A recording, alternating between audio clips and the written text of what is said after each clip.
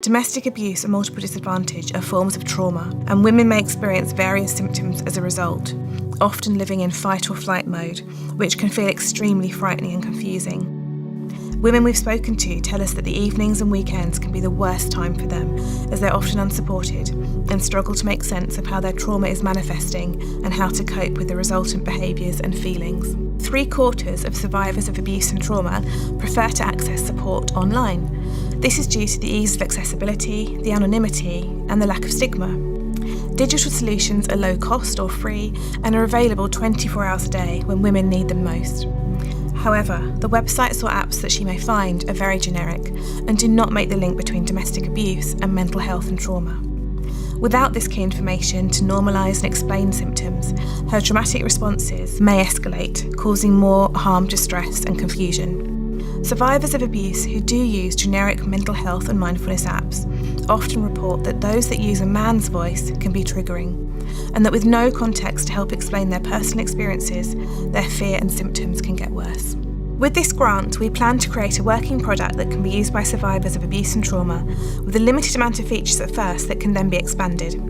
Once the basic product is complete and tested, the aim would be to add new elements. We could also develop a central bank of suggestions from users on key issues including positive coping strategies, self-care tips and useful apps and resources.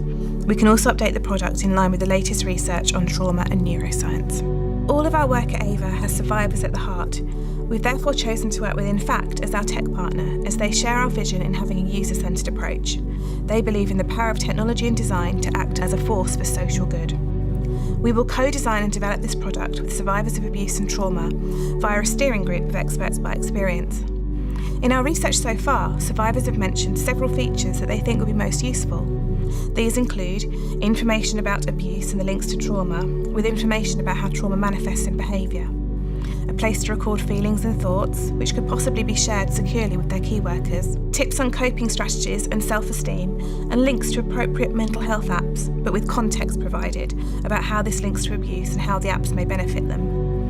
It may not be possible to include all these features in the initial pilot, but the user-led agile approach we will adopt will enable the steering group to decide on which features to focus on initially.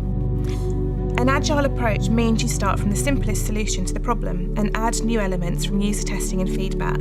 We will embed user testing throughout the process and will use our extensive networks to ensure diverse users can provide feedback at every stage.